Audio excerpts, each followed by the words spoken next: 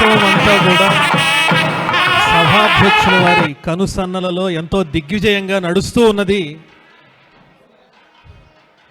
వాయిద్యాలు సభాధ్యక్షుల వారి కనుసన్నలలో దిగ్విజయంగా నడుస్తోంది ఈ కార్యక్రమం. ఇప్పుడు సభాధ్యక్షులైనటువంటి బ్రహ్మశ్రీ విష్ణుభట్ల సుబ్రహ్మణ్య సలక్షణ ఘనపాటి గారిని సభనుద్దేశించి ప్రసంగించవలసిందిగా సవినయంగా ప్రార్థిస్తున్నాను. సభాయ నమః.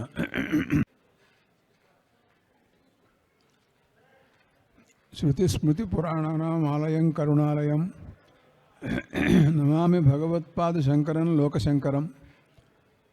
సభ్యమాశీలారా,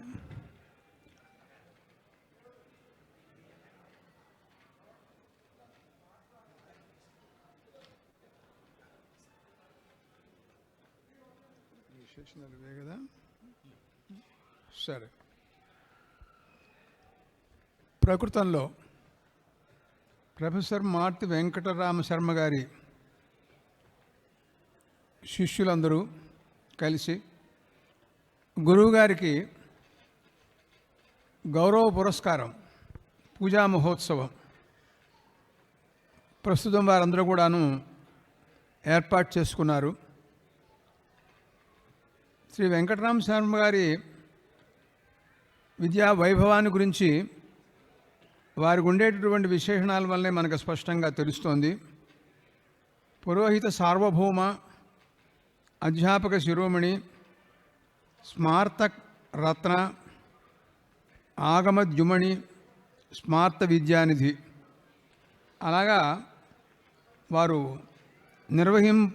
నిర్వహించినటువంటి స్థానాలు, ఉద్యోగాలలో ఉండేటువంటి హోదాలు, విశ్రాంత ఆచార్యులు, తిరుమల తిరుపతి దేవస్థానం వారికి సంబంధించినటువంటి వెంకటేశ్వర వేద విజ్ఞాన పీఠం, కేసరగుట్ట, కోటప్పకొండ, ఇలా వారిని గురించినటువంటి విశేషాలు మనం ఎన్నో దీంట్లో విన్నాం.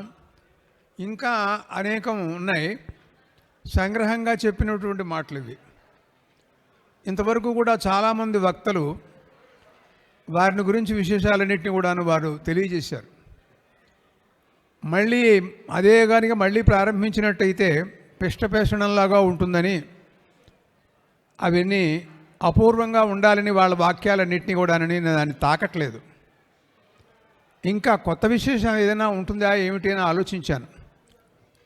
అయితే అందరికీ తెలిసినవు, కానీ ఈ లోకంలో ఈ స్మార్త విద్య అనేటటువంటి దాని గురించి ఏదో అభిప్రాయ భేదాలు, స్మార్త విద్య, శ్రుత విద్య ఒకటే కానీ రెండు కాదు, ఇంట్లో ఏవో అనేక వికల్పాలు అవి చెప్పున్నారు. ఏది ఏమైనప్పటికీ కూడా అంటే ప్రధానంగా పంచదశ సంస్కారాలు, షోడశ సంస్కారాలు, వాటిని గురించినటువంటి విజ్ఞానం, దాని గురించినటువంటి ప్రబోధ, వాట్లకు ఆచార్యుడిగా నిర్వహించుట, ఇలాంటివన్నీ ఉన్నాయి చూడండి. దీన్ని ప్రధానంగా స్మార్త విద్యను గురించినటువంటి విశేషాలుగా లోకంలో ఒక వ్యవహారం ఉంది. దాన్ని దృష్టిలో పెట్టుకుని మాట్లాడుతున్నాను. అయితే శ్రౌత విద్యలు ఉన్నాయి, వేదాలున్నాయి, వాటిలో అధ్యయనాలు జరుగుతున్నాయి కొన్ని చోట్ల, అలాగే శాస్త్రాధ్యయనాలు జరుగుతున్నాయి. కానీ స్మార్త విద్యాధ్యయనం విషయంలో ఇది చాలా అరుదు అని నేను భావిస్తూ ఉంటాను. దీని గురించి చాలా కాలంగా, ఇంచుమించుగా నా విద్యాభ్యాస కాలంలో, ఆ రోజుల్లో వేద పాఠశాలల్లో ఈ స్మార్త పాఠశాలతో కలిపి ఉన్నటువంటి పాఠశాలలు కొన్ని ఉన్నాయి. అంటే వేదము, స్మార్తము రెండు కూడా అక్కడ బోధిస్తూ ఉండడం అనేది ఉంది. కానీ అవి ఎంతో గొప్ప ఎక్కువగా విద్యార్థులను బోధించినటువంటివి కాలేకపోయినాయి. ఏదో పరిమితంగా ఆ సమయంలో అక్కడ ఉండేటువంటి విద్యార్థులకి ప్రబోధ చేయటం అలాంటిది ఏదో జరిగినాయి. దాన్ని ఎంతో అభివృద్ధిలోకి తీసుకోవాలనేటువంటి ఆలోచనలు ఆ రోజుల్లో పెద్దలందరూ కూడా చేశారు. కానీ ఆ ప్రయత్నాలంతగా సఫలం కాలేదు అనుకుంటూ ఉండేవాళ్ళం. ఎందుకంటే ఈ స్మార్త విద్యను గురించి ఈ ప్రపంచంలో ప్రస్తుత కాలంలో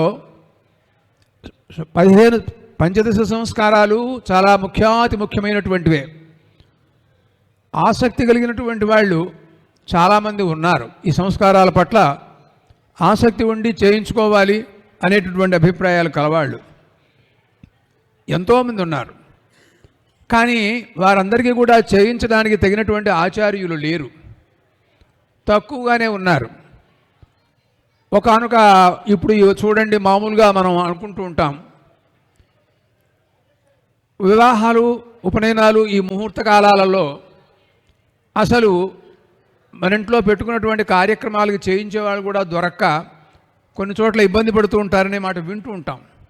అంటే ఏమిటి? చేయించేవాళ్ళు లేరు, తక్కువ. చేయించుకునే వాళ్ళు ఎక్కువ మంది ఉన్నారు, చేయించేవాళ్ళు తక్కువ.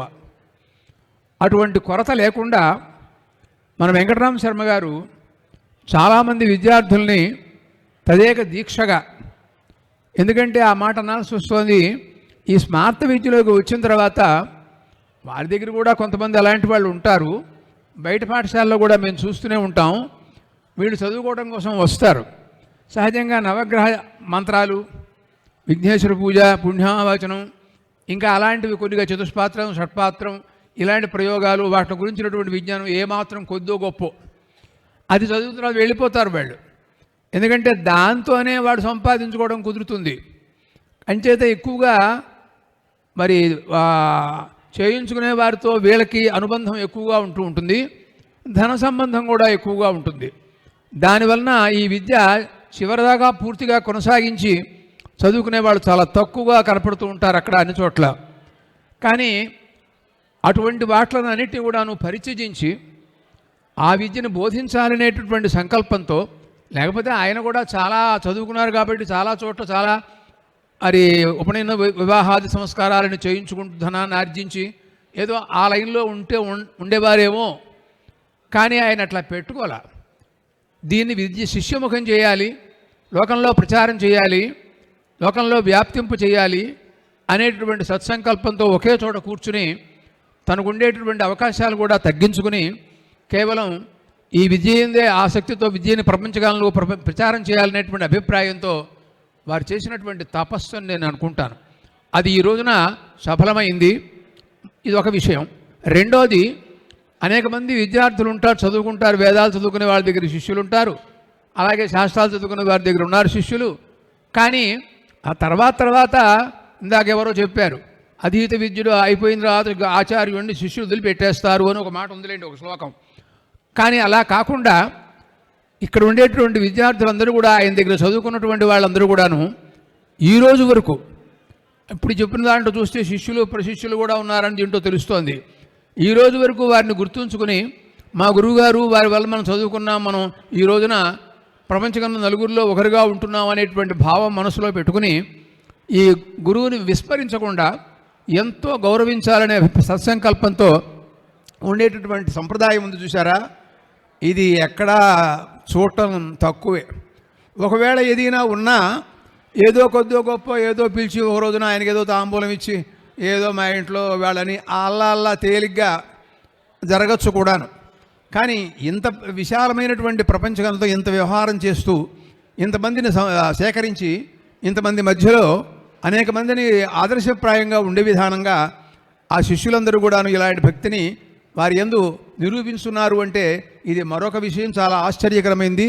ఈ లోకంలో ఈ గురు శిష్య సంబంధం ఎప్పుడు కూడా ఇలాగే ముందు కూడా ఉండాలి అని నేను భావిస్తూ, వారు కూడా కొంతమందికి ఇంకా విద్యను బోధిస్తూ వారి శిష్యుల వల్ల వారు కూడా గౌరవపడుతూ ఉండాలని, దీనికి అంతకీ కూడా మూల పురుషుడుగా వెంకటరామ శర్మ గారు ఉన్నారని వారిని అభినందిస్తూ నా ఉపన్యాసాన్ని ఉపసంహరిస్తున్నా. స్వస్తి.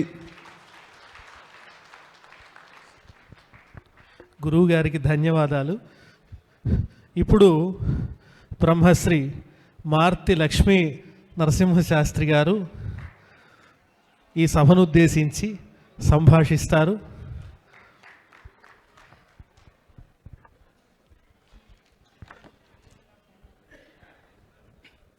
నమస్సభాభ్యః సభాపతిభ్యశ్చ. విష్ణుః గురుర్దేవో మహేశ్వరః, గురుః సాక్షాత్ పరం బ్రహ్మ, తస్మై శ్రీ గురవే నమః. వేదికను అలంకరించే పెద్దలందరికీ కూడా సాష్టాంగ నమస్కృతులు తెలియజేస్తూ, ఇప్పటిదాకా మా సోదరుడు వెంకటరామ శర్మ గురించి అనేక మంది పండితులు మహానుభావులు వారి ఆశయపూర్వకమైన విషయాలు చాలా చెప్పారు. ఆనందదాయకం. ఎన్ని చెప్పినా కూడా మా వెంకటరామ శర్మ గురించి తక్కువే అవుతాయి. నేను లౌకికమైన విషయాలు కొన్ని చెప్తాను. నాకు మా వెంకటరామ శర్మకు ఉన్న యొక్క అనుబంధం ఏంటంటే, వెంకటరామ శర్మ నాకు పెంతండ్రి గారు అబ్బాయి. 1970 నుంచి మాకు పరిచయం. అనుపాలయం అనే గ్రామంలో నేను జన్మించిన తర్వాత 1970లో విజయవాడ వచ్చాం. అక్కడి నుంచి నాకు పినతండ్రి ఉన్నాడు, పినతండ్రి కుమారుడు వెంకటరామ శర్మ అని ఒక ఆనందం కలిగి మేమిద్దరం అన్నదమ్ముల పిల్లల కంటే కూడా స్నేహితులలాగా మైత్రీ బంధం మాకు ఎక్కువ ఉండేది. ఆ మైత్రీ బంధం అనుగుణంగానే మా ఇద్దరికీ కూడా ఉపనయనాలు ఒకేసారి జరిగినాయి.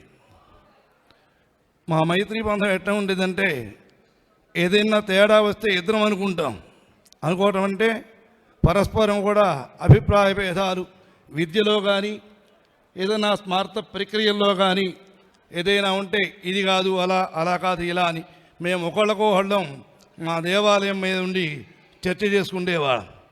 అంతేగాని ఎవరి మీద ఎవరు వైషమ్యాలు పెంచుకునేవాళ్ళం కాదు. భగవంతుడు మా మైత్రీ బంధాన్ని ఆనందించినట్టుగానే మా వివాహం కూడా ఒకేసారి జరిగింది. ఒకే ఇంటి పిల్లలను బ్రహ్మశ్రీ చంద్రపాటి కుటుంబరామ సిద్ధాంతి గారి పెద్ద కుమార్తెను నాకు ఇచ్చారు, రెండవ కుమార్తెను మా వెంకటరామశర్మ గారికి ఇచ్చారు. అలా మా మైత్రీ బంధం అలా సాగుతూ ఉంది. ఏ విషయమైనా కూడా ఇప్పటికీ కూడా ఏదైనా చేయదలుచుకుంటే, అరే రామా ఇలా చేద్దాం అనుకుంటున్నాను, బాగుందా లేదా అని అంటాను. అలానే వెంకటరామశర్మ కూడా, అన్నయ్య ఇలా చేద్దాం అనుకుంటున్నాను రా, ఏం చేయమంటావు? నాకంటే 2 సంవత్సరాలు చిన్నైనప్పటికీ కూడా మీ ఇద్దరం ఏరా అనుకుంటే ఇక మైత్రీ బంధం మాకు. ఇలా చేద్దాం అనుకున్నారా అన్నయ్య, ఏం చేయమంటావు అనేటి మేమిద్దరం ఇప్పటికీ కూడా ఈరోజు కూడా అలా మాట్లాడుకుంటూ ఉంటాం. మా మైత్రీ బంధం అటువంటిది. 1994లో మా అబ్బాయి ఉపనయన సంస్కారం చేస్తుండగా మా వాడు అన్వారంభణ చేశాడు. అప్పటిదాకా మేము మా బాబాయ్ గారిని, బాబాయ్ మనం కూడా యజ్ఞాలు చేయవచ్చా, మనం శ్రౌత ప్రక్రియ ఎందుకు నేర్చుకోకూడదని మేము ఇద్దరు అడిగితే, అది మనకు కాదురా, అదంతా దెందుకూరి వారు విష్ణుభట్ల వారు చేస్తుంటారు, మనకు లభ్యమయ్యేది కాదు అని మా బాబాయ్ గారు చెప్పేవారు. నిజమేనేమో అనుకునేవాడిని నేను. మావాడు మాత్రం పట్టుబట్టి మాకు ఏకరాత్రి వివాహం అయింది. అయినప్పటికీ కూడా మావాడు మళ్ళీ దీక్షకు బట్టి 4 రోజులు వివాహ సంస్కారం చేసుకొని 1994లో అన్వారంభణ చేశాడు. ఆ రోజే నాకు అనిపించింది, నాకు స్ఫూర్తి వాడే, నేను అన్వారంభణ చేయడానికి స్ఫూర్తి వాడే ఆ రోజే అనిపించింది. కానీ 96లో నేను కూడా ఉద్యోగానికి రావడంతో 91లో ఉన్న ఉద్యోగంలో ఉండే సౌలభ్యం వేరు, 96 తర్వాత వేరు, ఇప్పుడున్న వ్యవస్థ వేరుగా ఉంది. అందువల్ల ఉద్యోగ సమయంలో ఉండే అనేక ఇబ్బందుల వల్ల నేను అన్వారంభం చేయలేకపోయినాను. ఆ సమయంలో నాకు ఉపనయనం చేయించిన మహానుభావులు గుంటూరు శ్రీరామచంద్రమూర్తి సోమయాజులు గారు, నువ్వు అన్వారంభం చేయరా అన్నారు. వెంటనే పదవీ విరమణ అయిన తర్వాత ఎప్పుడైతే రిటైర్ అయిపోయినానో వెంటనే మా వాడిని స్ఫూర్తిగా తీసుకొని నేను కూడా అన్వారంభం చేశాను. ఇన్నిటికీ అనేక రకముల యొక్క ధర్మ కార్యములు చేయడానికి కానీ చేయించడానికి కానీ వాటి స్ఫూర్తి బాగా ఉంది ఇప్పుడు కూడా. ఇంకా మా మాతృవారి వంశానికి గొప్పతనం ఉందని తెలుసు, కానీ కొంతవరకు తెలుసు. ఇందాక దోర్బలవారు అలానే శ్రీపాద వారు చెప్పిన తర్వాత, మా మాతృవారి వంశం అంటే ఆర్తి లేనివారు, ఆర్తిని పోగొట్టేవారు అని ఇందాక బాగా వారు విశ్లేషించారు. వారికి ధన్యవాదాలు. అలానే ఇందాక దోర్బల వారు సంస్కృతంలో ఉపన్యాసం చెబుతూ, శిష్యులు అనేవాళ్ళు ఏదో గురువారి దగ్గర నేర్చుకున్నాం, ఇంత సంపాదించుకున్నాం, 2 మేళ్ళ కట్టాం, 4 కార్లు కొన్నాం అని కాదు. గురువారి యొక్క ఆశయం ఏదైతే ఉందో ధర్మ వ్యాప్తి, అటువంటి ధర్మ వ్యాప్తికి పురోహిత అనే అర్థానికి సార్థకత్వం చేకూర్చాలి. అందరూ కూడా ధర్మకార్యాలకి అన్నిటికీ కూడా ధర్మ వ్యాప్తికి అందరూ కూడా ముందుండాలి. అట్లా ఉంటేనే గురువారి యొక్క రుణం తీర్చుకున్న వాళ్ళు అవుతారు అని లోపల వారు చెప్పారు. శిష్యులందరూ కూడా అలానే ఉండాలని కోరుకుంటున్నాను. ఇంకా ఈ మధ్యన ఒక శిష్యుడితో ప్రత్యక్షే గురవస్తుత్యాహ అన్న అంటే వెంటనే వాడన్నాడు వెనక తిట్టుకోవాలా అని అడిగాడు. ప్రత్యక్షే గురవస్తుత్యాహ అంటే ప్రత్యక్షంగా స్తోత్రం చేయరా, తరువాత ఆ స్తోత్రం చేసిన మూర్తిని మనసుతో స్థాపించుకొని మా హృదయంలో ప్రతిష్ఠించుకొని గురువారికి ఆశయం ఏదైతే ఉందో దానికై పాటుపడు అని అర్థం రాది, అంతకంటే వేరే భావం కాదు అని నేను చెప్పగలిగా. అటువంటి యొక్క వెంకటరామ శర్మకు ఈ వేద పండితుల యొక్క మహాపండితుల యొక్క ఆశీర్వచనం చేత లక్ష్మీ వెంకటేశ్వర స్వామి అనుగ్రహం చేత ఆరోగ్యము ఆయుర్భాగ్యము పుష్టిగా తుష్టిగా కలగాలని మనస్ఫూర్తిగా కోరుకుంటూ నిండు నూరేళ్ళు వాడు ధర్మ వ్యాప్తికి కృషి చేయాలని, కృషి చేసే శక్తి సామర్థ్యం స్థైర్యం ధైర్యం అని కూడా పరమాత్మ ఇవ్వాలని మనస్ఫూర్తిగా కోరుకుంటూ ఈ శిష్యులందరూ కూడా ఇవాళ ఏదో సన్మానం చేశాం వెళ్ళిపోయాము కాదు, గురువు గారికి ఆశయం ఏదైతే ఉందో దాన్ని నిలబెట్టాలి. ఇవాళ వందనం చేశాం పూజ చేశాం అని మర్చిపోకుండా గురుగారు బాగున్నారా అని 15 రోజుకోసారి ఒకసారి ఫోన్ చేస్తే మాకు అదే ఆనందం, మాకు అదే తృప్తి. మీ వందనాలు, మీ ఆభరణాలు, మీ పూజలు ఇవన్నీ తాత్కాలికమే ఆనందం కలిగిస్తాయి. కానీ ఒక రాత్రిపూట ఫోన్ చేసి గురువారు ఎట్లా ఉన్నారు, ఏదైనా అవసరం ఉందా రమ్మంటారా అని అని ఫోన్ చేశారంటే మాకు కలిగే ఆనందం అది వర్ణించడానికి లేదు. అటువంటి ఆనందాన్ని గురువారికి కలిగించాల్సిందిగా కోరుతూ గురువారికి నిండు నూరేళ్ళు ఆయుర్భాగ్యం కలిగించాలని ఆ లక్ష్మీ వెంకటేశ్వర స్వామిని రామలింగేశ్వర స్వామి ప్రార్థిస్తూ మా శేషాచార్య గారు సమయం గురించి చెబుతూ శేషాచార్య గారు కదా బుస కొడుతున్నారు కాబట్టి నేను ఇంతటితో ఈ యొక్క ప్రసంగాన్ని విరమిస్తున్నాను. నమస్కారం. గురువుగారికి ధన్యవాదాలు. మన మీద ఉన్నటువంటి అనుగ్రహంతో దయతో ఈ సభా కార్యక్రమానికి విచ్చేసి సభాధ్యక్షులుగా ఈ సభను నిర్వహిస్తూ మనకు సహకరించినటువంటి పెద్దలు బ్రహ్మశ్రీ విష్ణుభట్ల సుబ్రహ్మణ్య సలక్షణ ఘనపాటి గారిని ఇప్పుడు విద్యార్థులు చిరు సత్కారంతో సత్కరిస్తారు.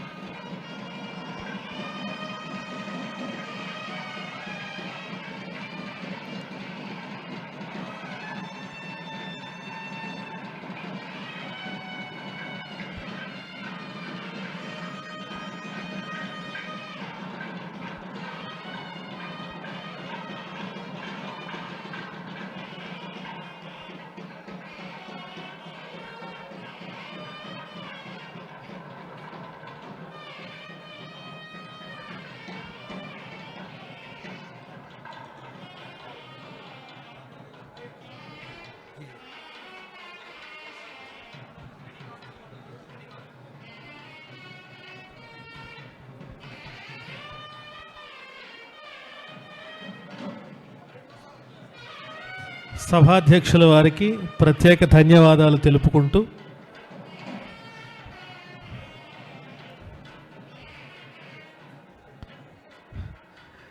ఇప్పుడు బ్రహ్మశ్రీ దెందుకూరి వెంకటేశ్వర ఘనపాఠి పౌండరీక యాజుల వారిని సభనుద్దేశించి ప్రసంగించవలసిందిగా ప్రార్థిస్తూ ఉన్నాం.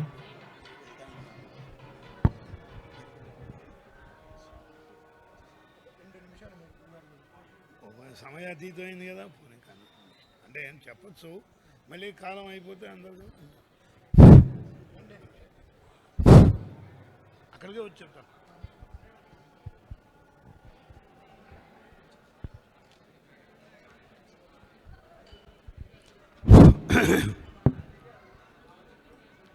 దాదాపు అయ్యా అజయ్ గారు దీంతో పూర్తి ఇంకా ఎవరైనా ఉన్నారు? ఇంకా ఉన్నారా? ఓహో సరే సరే.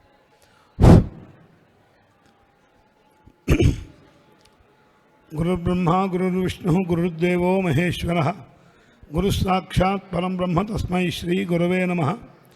ఓం నమః ప్రణవార్థాయ సచ్చిదానందమూర్తయే నిర్మలాయ ప్రశాంతాయ దక్షిణామూర్తయే నమః. నమస్సభాభ్యః సభాపతిభ్యశ్చ వో నమః. సభలో ఇందాకన ఉన్నవారికి ఇక్కడ ఉన్నవారికి మరి ప్రత్యేకంగా అందరికీ కూడా నమస్కారములు. చాలా అత్యున్నతంగా ఉంది ఈ సభ, ఔన్నత్యం. ఈ సభ మామూలుగా ఏదో సభ కాదు, ఇది బ్రహ్మసభ. బ్రహ్మసభ అంటే బ్రహ్మశబ్దానికి వేదమే అర్థం. వేదమూలమే మనకి ఇందాక చెప్పినటువంటి శృతి స్మృతి కార్యక్రమాలన్నీ కూడా. అటువంటి బ్రహ్మసభలో మనందరం కూడా కూర్చున్నాం. ఇక్కడ వారికి గురు పూజా మహోత్సవం అని మా ఇంటికి వచ్చి పాపం చెప్పి వెళ్ళారు. ఊరికే చెప్పడం అంటే నాకేం పెద్ద ఆహ్వానం అని కాదు, ఎందుకంటే వారికి మాకు ఉండేటువంటి బాల్యం నుంచి ఆహ్వానం కాదు, విషయం ఇలా జరుగుతుందని ఒకసారి మనకు కనుక తప్పకుండా రావడం. ఇవాళ ఉదయం నుంచి కూడా ఇక్కడ ఉండవలసిన వాళ్ళం, సరే ఏదో దానివల్ల రాలేక మాకు మాసపారాయణలో కొంచెం ఆలస్యం అయ్యి 1 గంట తర్వాత రావడం జరిగింది. కానీ ఇక్కడ మార్తి వెంకటరామ శర్మ గారు దంపతులు వారి యొక్క విషయములు చెప్పడం, ఇందాక నుంచి వారి విద్య వారి యొక్క ప్రశంసలు అన్నీ చెప్పడం యథార్థంగా. మరి దాదాపు ఎంతసేపు చెప్పినా ఉన్నది మానవుడికి ఏంటంటే ఉన్న విషయములన్నీ చెప్పడం కూడా మనుష్యావా ఈడేన్యాహాని. కాబట్టి అదేం పెద్ద అతిశయం కాదు, ఉన్నవన్నీ చెప్పవలసిందే. అందరూ కూడా పెద్దలందరూ చెప్పారు, అవన్నీ సత్యములైన విషయములు. అయితే నాకు తెలిసినంతలో వారి బాల్యం నుంచి నాకు తెలుసు. ఇందాకన వారు విద్వాంసులైన తర్వాత, వారు అక్కడక్కడ అధ్యాపకులుగా ఉన్న తర్వాత అటువంటివన్నీ వారు చెప్పడం జరిగింది. నేను చాలా చిన్నవాడిని కాబట్టి వారి బాల్యాన్ని గురించి నేను చెప్పడం అనేది జరుగుతుంది. అంతకంటే నేనేం పెద్దగా చెప్పే విషయములు ఏం లేవు. వారు ఇందాక చెప్పారు, వారి సోదరుడు నరసింహమూర్తి గారు అష్టవర్షం బ్రాహ్మణం ఉపనయీత అని చక్కగా ఉపనయనం చేసుకున్నప్పటి నుంచి వారు వైదిక కర్మల యందు అత్యంత శ్రద్ధలుగా ఉన్నారు. బాగా వారు ఉభయలో అలాగే ఉన్నారు. ప్రకృతం వెంకటరామ శర్మ గారిని గురించి చెప్పుకోవడంలో వారు బాల్యం నుంచి మాకు లంకలో కృష్ణలంకలో బాగా తెలుసు. వారి నాన్నగారు మాతాపితృలు ఆ దంపతులు, ఆ మార్చివారి కుటుంబం, మాకు బంధుత్వం బాగా ఉంది. తత్రాపి బాల్యం నుంచి దాన్ని బాగా అనుభవం పరిచయం బాగా ఉంది. ఆ పరిచయంలో వారి యొక్క యోగ్యత గుణం ఒకసారి చెబుతున్నాను. వారేదో ఇప్పుడు స్మార్థం పుస్తకాలు రాయడం స్మార్థం చదువుకోవడం కాదు. దర్శపూర్ణమాసవ తూష్ణీయం అంటే దర్శపూర్ణమాసాలు ఎలా ఉంటాయని కూడా వాళ్ళు బాల్యంలో వారు దాదాపు గ్రహించారు. ఎందుకనంటే మా ఇంట్లో మా పిల్లలు కొంచెం ఉపనయనం ఈ పైకి వచ్చేంత వరకు కూడా మార్తి వెంకటరామ శర్మ గారే ఇష్లకి రావడం, ఇష్లు చేయించడం. ఇది ఈ మాట శిష్యులందరికీ తెలియడం కోసం నేను చెబుతున్నాను. ఎందుకనంటే ఏదో వారి గుణగతాలు చాలా చెప్పొచ్చు, వారి విద్య వారు పరిశీలన చేసిన విద్య, ఇదిగాక వారు విద్య అందరికీ బోధించి వారు చదువుకుని ఇది ధర్మబద్ధమైన అని చెప్పి పండితుల్ని పిలిచి వాళ్ళ నాన్నగారి స్మారకంగా ధర్మశాస్త్ర సభలు పెడుతూ ఉండడం అవి జరుగుతున్నాయి. ఏదో మేము కూడా వెళ్ళి యథాశక్తిగా పాల్గొంటున్నాం. ఇగో ఇది ఎట్లా ఇది ఇంతేనా, దీనికి ప్రమాణం ఏంటి. అలాగే వారికి ఇంకా మనకి ముఖ్యమైనటువంటి శిష్యులు అనేక